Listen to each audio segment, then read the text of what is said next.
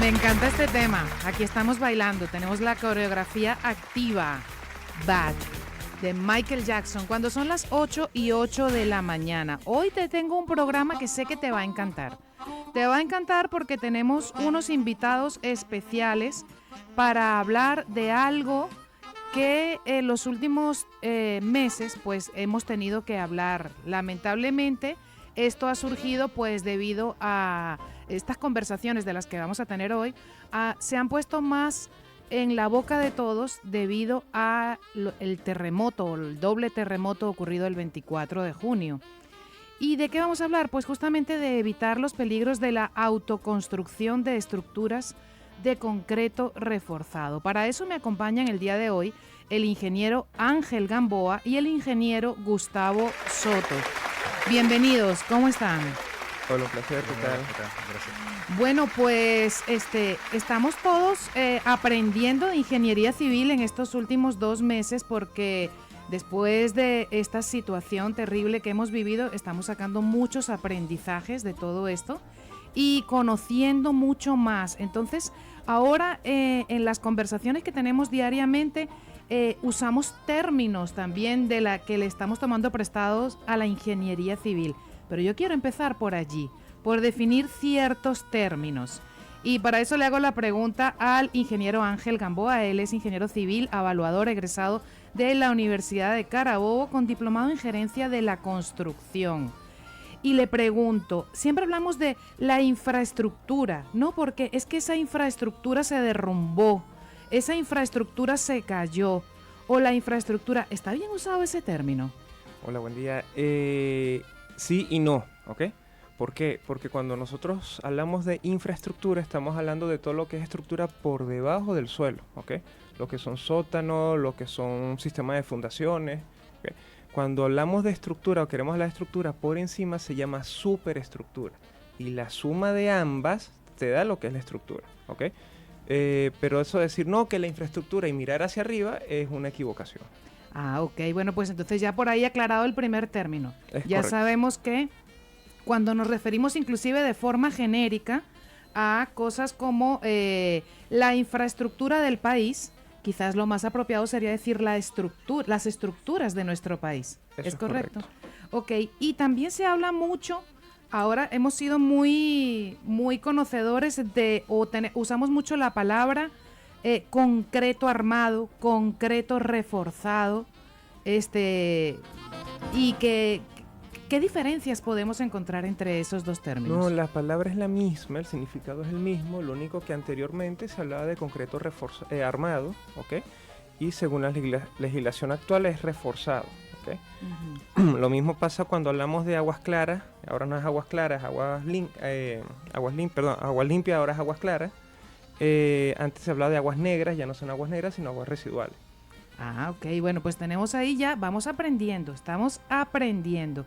Y también, pues ahora ya entrando un poquito en la construcción, sabemos que actualmente hay muchas viviendas, no me quiero referir a edificios, porque ahí ya sí se requiere la presencia de personal capacitado que haga la inspección, ingenieros civiles, etcétera. Pero hay mucha gente que construye sus propias viviendas, que hace ampliaciones.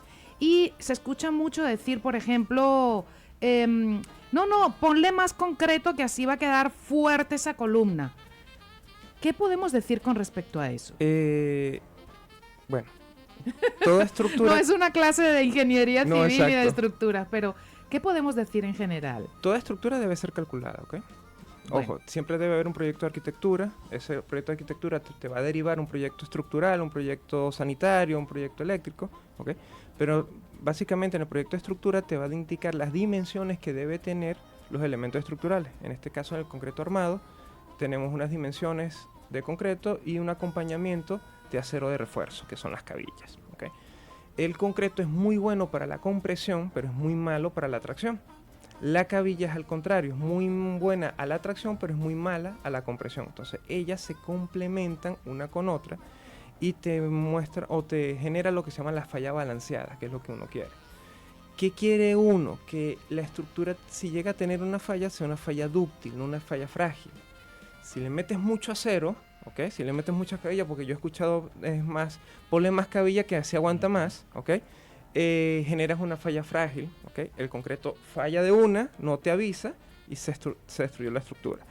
Si le pones menos cantidad de acero, el acero falla más rápido que el sistema balanceado y sigue siendo igual un problema. Entonces siempre tiene que haber un cálculo para determinar cuánto es la cuantía balanceada que debe tener, la cantidad de acero que debe tener tanto superior como inferior, y los aceros transversales también deben estar, ¿ok? Para que la estructura se comporte de manera dúctil y adecuada. O sea que cuando vemos a esos obreros trabajando en la construcción y que están doblando esos alambres o lo que llaman los estribos, ¿es correcto? Eso no es cualquier cosa, no es que llego y me pongo a darle vueltas a ese alambre y ya está listo. O sea, lleva también un cálculo, lleva un procedimiento y no es que ponte tú ahí y ve haciendo eso, ¿no? Sino que también tiene que haber una preparación técnica para eso. Si los estribos, pues se llaman estribos ligadero asuncho, dependiendo del caso, ¿ok? Protegen el núcleo de concreto y donde se encuentran las varillas de acero, ¿ok? O las caídas de acero.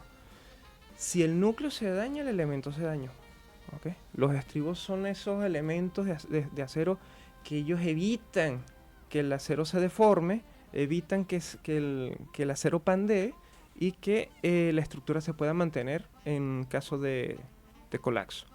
Bueno, pues ya tenemos ahí una introducción con conceptos básicos para que la gente vaya tomando una idea de que esto requiere cálculo, requiere especialización y requiere personal capacitado para ello, no solamente a nivel de ingeniería, sino a nivel técnico, e inclusive el mismo personal obrero debe tener cierta capacitación para poder trabajar en esas áreas.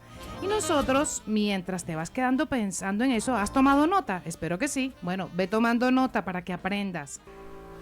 Y estamos de regreso contigo en tu programa A Pie y Sobre Ruedas, después de escuchar este temazo de Queen, Under Pressure, escogido por Argenis, porque Argenis siempre está pendiente del tema.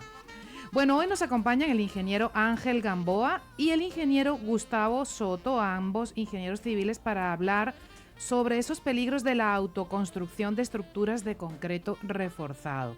En la primera parte hablábamos de esos conceptos básicos que debemos manejar todos para que en la próxima parrilla, pues cuando estemos hablando y demos un dato parrillero, que siempre cuando hacemos una parrilla empezamos a hablar y decimos todo lo que sabemos, pues que hablemos con propiedad y usemos los conceptos apropiados. Ahora quiero preguntarle al ingeniero Gustavo Soto, él es especialista en inspección estructural, ¿qué es lo que se han encontrado en las inspecciones que han podido realizar durante este par de meses, ya casi que se cumplen desde el terremoto?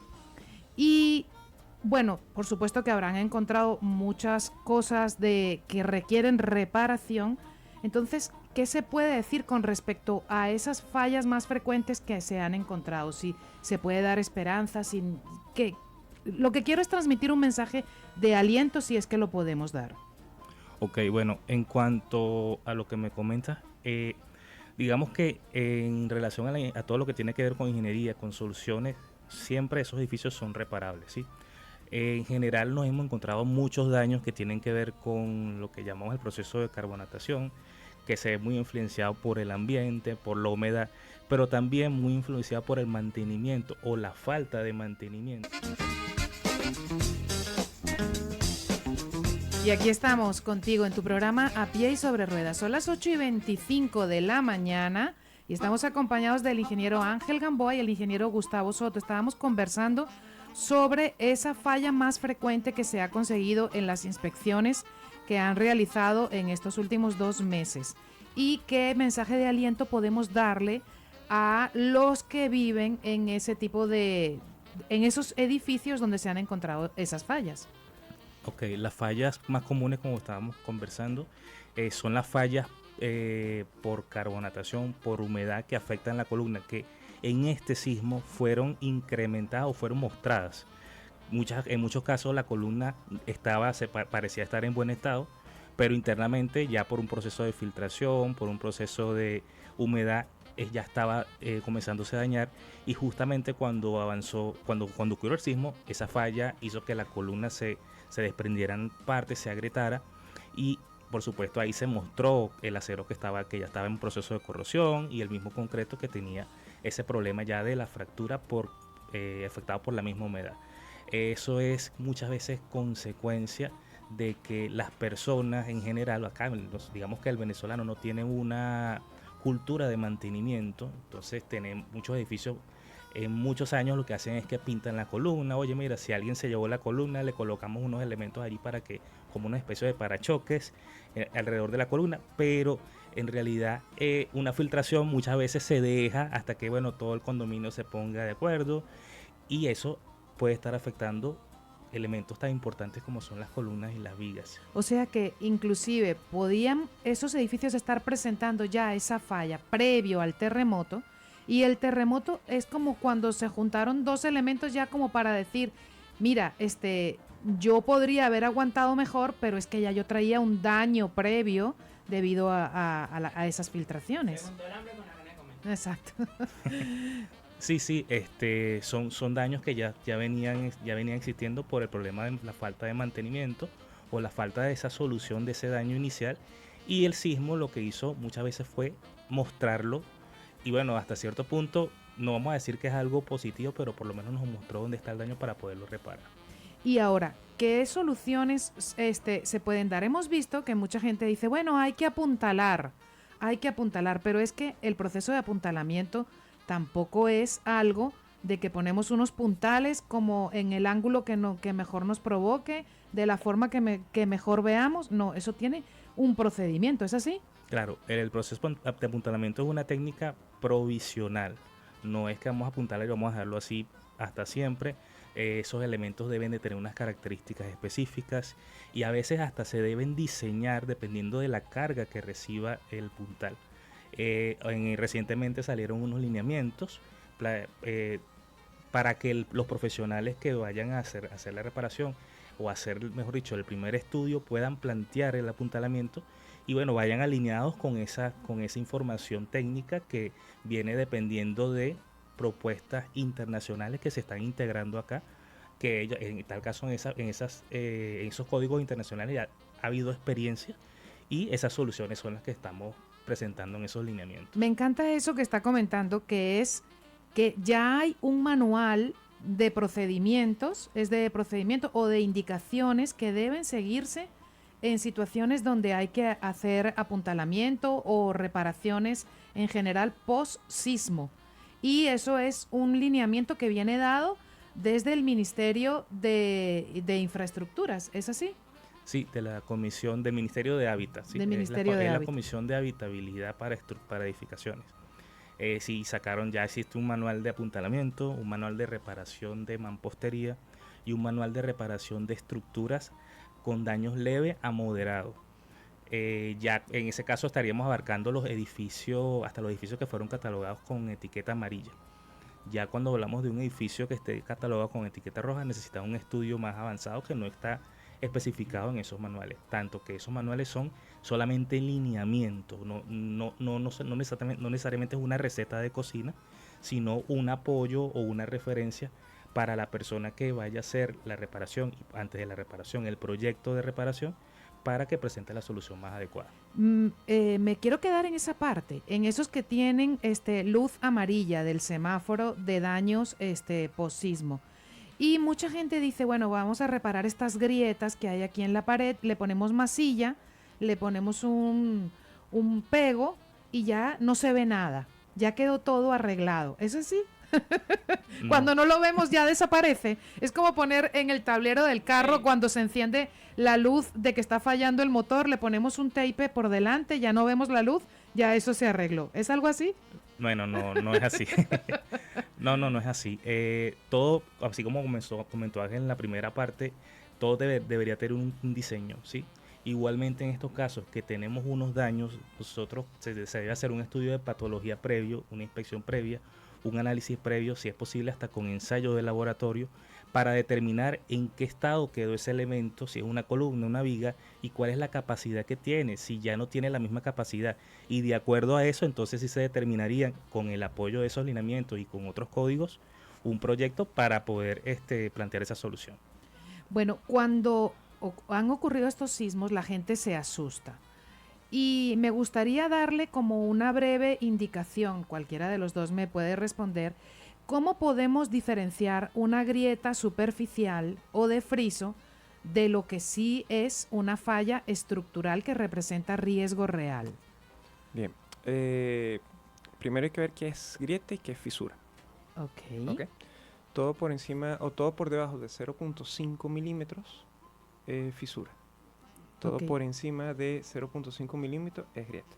Wow, estamos hablando de medio milímetro. Ajá. Medio milímetro, o sea que ya por encima de medio milímetro estamos hablando de... grietas y fisuras. Okay. En las paredes, los lineamientos que Gustavo comentó, que vienen por la Comisión Presidencial, indican cómo se deben reparar. Hay varios procedimientos que ellos tienen, los puedes seguir, y bajo supervisión, claro, de un profesional de la ingeniería civil, y se realiza. Ya en lo que son los sistemas estructurales, bien sea columnas y vigas, se debe hacer un estudio de patología, determinar qué tanto o qué tan invasiva ha sido la fisura o la grieta y qué tipo de grieta es. Por ejemplo, en los sistemas de vigas, que son los elementos horizontales que soportan las losas, podemos tener grietas o fisuras a flexión o a corte. Por lo general las de flexión las vemos en el centro, las podemos ver en la cara lateral de las vigas también, y las de corte son las que vemos en la unión de las columnas con vigas cerca del nodo, y por lo general vienen a 45 grados.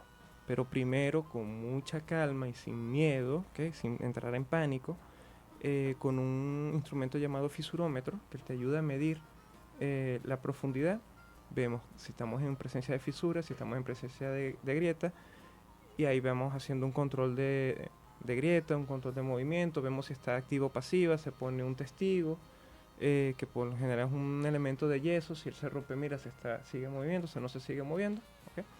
Y se debe hacer un proyecto de reparación. Es importante destacar que estos proyectos de reparación debe hacerlo un profesional de la ingeniería civil. Actualmente el procedimiento es que ese proyecto llegue al colegio, al Centro de Ingenieros del Estado de Aragua, sea revisado en el Centro de Ingenieros, y una vez que le den el visto bueno, ese proyecto pasa por Ingeniería Municipal.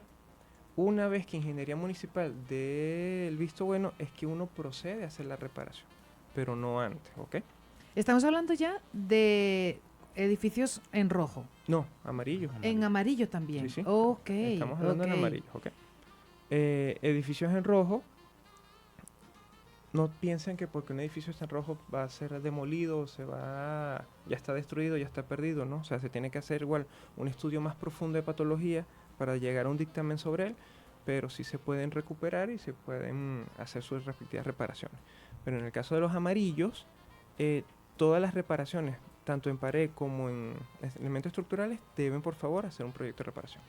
Wow, me encanta porque tenemos un mensaje positivo, No quiero crear falsas esperanzas, pero también aquellos edificios que están en rojo, pues tienen esperanza de algún tipo de recuperación. No vamos a decir que todos, pero sí hay procedimientos dentro de la ingeniería que nos permitirían salvar algunas estructuras que están catalogadas en este momento como rojo. Son las 8:49 de la mañana. Este es tu programa A Pie y Sobre Ruedas. No pares de creer. Con Journey. Don't Stop Believing. Hoy en tu programa A Pie y Sobre Ruedas estamos acompañados del ingeniero Ángel Gamboa, ingeniero civil evaluador, y también el ingeniero Gustavo Soto, especializado en inspección estructural. Estamos hablando de esos peligros de la autoconstrucción de estructuras de concreto reforzado. Y aquí, cuando estábamos fuera del aire, pues conversando de un montón de cosas, porque realmente les voy a decir algo, tienen que volver a venir. O sea, ya, de una vez está hecha la invitación porque nos queda mucho por conversar.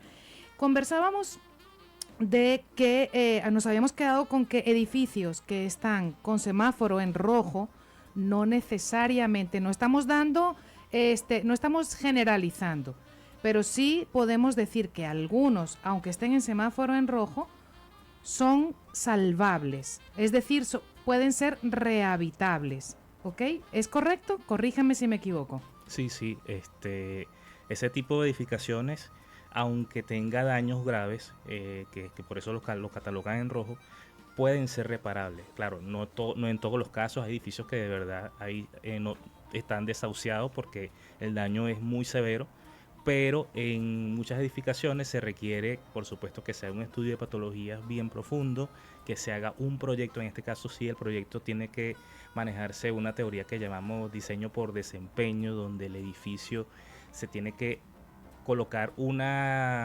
objetivo, ¿no? De que él va a mantenerse en este estado y trabajar con ciertos códigos que, bueno, acá trabajando con la norma Covenant, con ciertos códigos americanos que nos ayudan, bueno, códigos internacionales que nos ayudan a diseñar ese edificio para esa rehabilitación que se tiene que hacer. Claro, me imagino que inclusive hasta la cantidad de familias o habitantes que tiene ese edificio será un factor a considerar para su rehabilitación, en función de la inversión que haya que hacer para esa rehabilitación. A lo mejor reubicar las familias o disponer de eso también es un factor a considerar. Sí, en muchos casos cuando el edificio está en rojo, lo ideal es que las personas, o lo recomendable es que las personas no estén allí, porque es un riesgo, porque no sabemos cuándo puede venir otro sismo y pueda incrementar ese daño y pueda hasta causar un colapso total o parcial de la estructura, porque en muchos casos tenemos columnas afectadas, tenemos vigas afectadas o zonas de las escaleras que comprometen la integridad del edificio. Hablábamos de que realmente ya desde antes del sismo nosotros teníamos muchas cosas en general que estamos viendo en los edificios y que no se deben hacer, que más bien hemos visto que muchas estructuras resistieron a pesar de situaciones como, por ejemplo, los tanques de agua en los apartamentos. Háblanos un poquito sobre eso, Ángel. Bien, los tanques de agua en los apartamentos es una, digamos, solución parcial del problema de abastecimiento que puedes tener la edificación, ¿ok?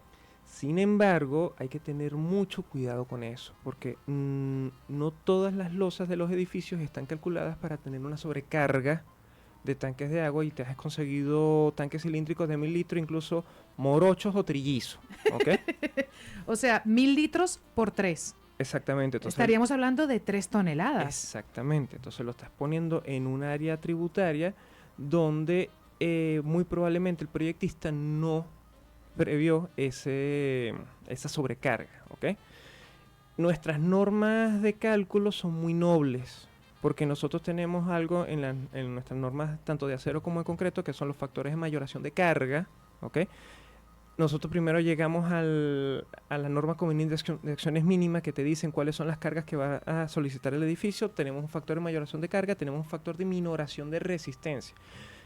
Todos esos factores de seguridad los colocamos a la hora de diseñar, pero no podemos tampoco abusar de la nobleza de ellos, ¿ok? Entonces, cuando ya tienes por lo menos un tanque de 1 tonelada, pero tienes el área del tanque que no llega a 1 metro cuadrado y lo estás colocando como una carga puntual, oye, en una losa, en otro piso, en otro piso, en otro piso, eso hay que hacerlo de manera muy responsable, ¿ok?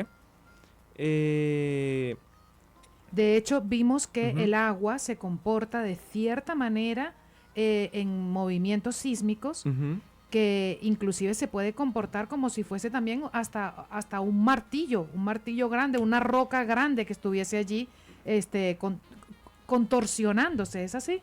Es que el agua es un fluido que no se puede comprimir, ¿ok? Y tiene dos comportamientos, un inductivo y un convectivo, ¿ok? En una parte del tanque se mueve como un bloque y en otra parte se hace un chapoteo. ¿Okay? Por eso es que vemos que los camiones cisternas son curvos, o sea, no son completamente cuadrados.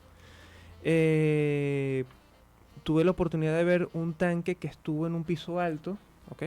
Aquí en Maracay con el sismo, y literalmente el tanque se torsionó. O sea, hizo como un rizo, como un bucle sobre sí mismo de cabello, como un bucle de cabello. O sea, cuando llegamos al apartamento y lo vimos que, ojo, había caído, pero él simplemente torsionó, ¿ok? Hay un canal de YouTube que colocaron muchos videos sobre el tema del sismo en Venezuela, y hay un tanque aéreo aquí en Maracay, en el estado de Aragua, donde el tanque literalmente colapsó y cayó en la edificación, ¿ok? Y la persona lo filmó. Los tanques aéreos de por sí están prohibidos, ¿ok? Por ese mismo tema. Y si lo vas a colocar, tiene que ser un proyecto revisado por ingeniero estructural, ¿ok? Donde se modele qué tanque vas a colocar y no exageres. Otra cosa que tenemos pendiente aquí es que un aprendizaje que debemos sacar y poner en práctica a partir de estos terremotos que hemos vivido es la cultura de mantenimiento de nuestro edificio. Y no estamos hablando del mantenimiento de la pintura de la fachada ni de poner matas en las áreas verdes. Hay que empezar a cultivar la cultura del mantenimiento de la estructura. ¿Qué podemos decirle al respecto a todos los que nos escuchan sobre ese mantenimiento? ¿Cada cuánto debe hacerse? ¿A quién debemos recurrir? ¿Qué implica ese mantenimiento? Bueno, el mantenimiento en una edificación, lo que tenemos que estar es vigilantes, ¿no? No es como la pintura, que la hacemos cada cierta cantidad de tiempo, sino que también tenemos que tener en cuenta esos problemas que pueden ocurrir de filtraciones, esos problemas que pueden ocurrir de la misma humedad que viene del suelo. Son ciertas condiciones de las que tenemos que estar vigilantes también cuando los edificios tienen muchos años. Naturalmente, por el proceso del ambiente se pueden crear condiciones, o por las condiciones del ambiente, perdón, se pueden crear procesos como la carbonatación, que es un proceso que afecta el concreto. Entonces, lo que tenemos que estar es muy vigilantes de esas características que vaya presentando la estructura para evitar que los daños sean mayores. También, como comenté en la otra parte, vimos muchas veces daños por filtraciones. Las filtraciones son el cáncer de las edificaciones. Entonces, ese tipo, cuando ocurre una filtración, debemos directamente atacarla de inmediato, lo más pronto posible, para poder solventar ese problema y evitar que pase a los elementos estructurales, porque eso sí nos va a terminar de dañar la estructura. Bueno, entonces un llamado también a las juntas de condominio, porque a veces nos preocupamos de detalles que a lo mejor pudiéramos a la hora de hacer un equilibrio entre los gastos que tenemos que asumir como junta de condominio, etcétera, pero tomar en cuenta que la estructura es fundamental. Bueno, de hecho es la palabra que usamos para definir la esencia de todo, metafóricamente y también en la realidad, la estructura. Estamos contigo, ya son las 9:03 de la mañana, pero es que se hace necesario extender un poquito este programa porque aparte de que está súper interesante, pues nos queda muchísima información por llevarte, por compartir contigo. No te preocupes que ya yo tengo contratada a esta gente para que venga la próxima semana o pronto, en una fecha pronto, porque realmente hoy nos acompañan el ingeniero Ángel Gamboa y el ingeniero Gustavo Soto. Ellos son ingenieros civiles y de paso están estudiando el doctorado en Ingeniería Estructural y Sismorresistencia de la Universidad Central de Venezuela. O sea, son doctorandos. Y bueno, pues tenemos que tratar de sacarle toda la información posible. Pero hay una pregunta, ya sí enfocándonos hacia el final del programa. ¿Cuál es si alguien de nuestra audiencia ya construyó su vivienda sin asesoría técnica, o la remodeló, o la refaccionó, vamos a decirlo así, ¿no? Le puso el yeso a las grietas. ¿Cuál es el primer paso práctico y seguro que debe dar si es que tiene dudas sobre su estabilidad? Bueno, el primer paso es que debería tener asesoría técnica, una inspección en esas reparaciones para ver si se hicieron correctamente. Nos hemos encontrado con personas que contratan por facilidad, también por la misma premura de que, oye, no quiero tener mi casa de esta manera, o tengo problemas, tengo que cerrar esa pared. Entonces reparan o contratan a personas que no hacen soluciones certificadas, y muchas veces soluciones que pueden a futuro, en vez de ser una solución, una mejora en el momento, puede a futuro ser un daño, porque se ve muy comúnmente las llamadas grapas, que son unos elementos, unas cabillas que les colocan Como para la unir pared, bloques. para unir los bloques, sí. Todo, o sea, cada solución tiene o mejor dicho, cada proceso es una respuesta que se hace a un daño específico. Entonces, esa grapa es una, y no así como se plantea, es una de las soluciones, y bueno, y en el manual de lineamientos, en los lineamientos aparece, pero para una condición específica. Para otras condiciones específicas se tiene que utilizar tal vez un producto especial, tal vez con una mezcla especial o una mezcla de mortero, de mezcla, no la mezcla común, pero como hablamos, con ciertas condiciones específicas. No es que, mira, lo mezclaron así, porque también si hacemos una mala reparación, más adelante vamos a tener el mismo problema, pues. Claro, y aquí yo pienso que debemos crear conciencia en que la prevención a veces nos parece cara, pero cuando ocurre la situación para la que nos estábamos preparando, para la que nos estábamos previniendo y no lo hicimos adecuadamente, es ahí cuando nos damos cuenta de que era tan barato en comparación con los daños que vamos a sufrir si no se hace de forma correcta. La prevención parece cara antes de que llegue la situación trágica, pero cuando llega la situación trágica sabemos y nos damos cuenta de que eso no era algo caro, era una inversión que estábamos haciendo en nuestra propia seguridad. Por eso, un llamado para que hagamos las cosas bien desde el comienzo, porque a veces también queremos ahorrarnos, queremos hacer y resulta que pues eso nos va a costar el doble de lo que nos hubiese costado si lo hubiésemos hecho bien desde el principio. Y es por eso que yo también quiero que dejemos el contacto de ustedes para la gente que los quiera ubicar, que quiera sus servicios. El ingeniero Ángel Gamboa tiene una cuenta en Instagram, lo pueden seguir a través de @agc.ingeniería. agc.ingeniería. ¿Algún número de contacto? 0424-316-3031. Y el ingeniero Gustavo Soto de Inspección Estructural también tiene su cuenta de Instagram, @gsingenieriave. ¿Algún número de contacto? 0424-320-4638. Bueno, pues allí tienen los números, voy a repetirlo, y de todas formas en nuestras historias de Instagram, @apieysobreruedas y en @energiafmoficial, tienen allí también las cuentas de Instagram del ingeniero Ángel Gamboa y del ingeniero Gustavo Soto. Antes de que me den el último mensaje por el programa, en el programa del día de hoy, pues tengo que mandar también un saludo. Tengo que mandar un saludo porque probablemente esté en sintonía la señora Rosa Eneida.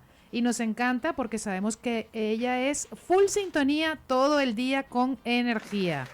Así que un abrazo cariñoso para ella y gracias por estar siempre en sintonía, porque nos dicen que ella siempre dice, ponme energía, ponme energía. Un beso grande, señora Rosa. Bueno, pues ahora sí nos toca la despedida. Y yo quiero hacerle esta pregunta a los dos. Quiero que los dos la respondan, aunque sea la misma pregunta. ¿Cuál es la recomendación de oro que todo ciudadano debe tener en mente al momento de proyectar o modificar una vivienda? Ok, bueno, inicialmente que todo se maneje con un proyecto, porque de acuerdo al proyecto vamos a manejar factores de seguridad, vamos a manejar una planificación y también positivamente para el que construye, no es que no lo vean como un gasto, sino como una inversión, porque vamos a conocer la cantidad de materiales, la calidad de los materiales que debemos utilizar, y eso al final, a futuro, es una inversión. Claro, y además que va a beneficiar no solamente el bolsillo, sino la tranquilidad mental de esa persona una vez construido. ¿Y qué nos puede decir el ingeniero Ángel? Complementando lo que dice Gustavo, en la vida útil de la edificación, si lo haces sin proyecto, en reparaciones y acomodos y todo esto, vas a gastar 5 veces lo que ibas a gastar. ¿Okay? Eso ya está tabulado. Y el promedio es más o menos eso. ¿Okay? Entonces, hay muchas personas que dicen, yo no quiero pagar por papel al proyecto. ¿Okay? Y ojo, no es pagar por papel, es que esa información se plasma en papel de lo que debes hacer. para las personas porque ahorita se está viendo mucho, mira, no quiero estar en tal sitio, tengo un terreno y quiero construir mi casa. Ajá, pero dime cómo la voy a construir. Ajá, no es el hecho de dime cómo la voy a construir, es vamos a hacer un proyecto, proyecta todo lo que tú quieras y si solamente el capital te da para el primer nivel, ok, ya lo tienes, pero ya tienes una proyección a futuro. Siempre respetando también las ordenanzas municipales, ¿ok? Que eso es algo muy importante que hay que hacer. Bueno, pues ahí lo tienen. Ya hemos aprendido un montón en el programa el día de hoy. Espero que te haya gustado, que hayas aprendido tanto como yo al lado de estos dos profesionales, el ingeniero Ángel Gamboa, ingeniero civil, evaluador, que tiene también diplomado en gerencia de la construcción, el ingeniero Gustavo Soto, especializado en inspección estructural, y ambos son doctorandos del doctorado de Ingeniería Estructural y Sismoresistencia de la Universidad Central de Venezuela. Muchas gracias por haber venido el día de hoy, que me costó, lo voy a decir aquí al aire, me costó que vinieran aquí al programa, pero bueno, ya sé que los voy a volver a tener en una próxima edición. Gracias. De nuevo, gracias por la invitación. Bueno, pues nos toca despedirnos por el día de hoy y lo hacemos también en nombre del equipo de energía. En la voz marca Horacio Díaz Manso, en la producción técnica y la consola Argenis Álvarez Jr., como operador audiovisual Leonardo Quiñones, en la gerencia de producción el licenciado Ricardo José Aguirre y todos bajo la dirección general de la licenciada Dina Bachelieri. En la locución y producción de este espacio, tu servidora Isabel Vera. Te espero mañana en una nueva edición de tu programa A Pie y Sobre Ruedas y ya sabes, lo que siempre te pido y creo que le cae muy bien al programa de hoy, bueno, siempre cae bien, haz las cosas bien, no porque te paguen, no porque te aplaudan, sino porque estás convencido de que es la única forma de hacerlo. Bye.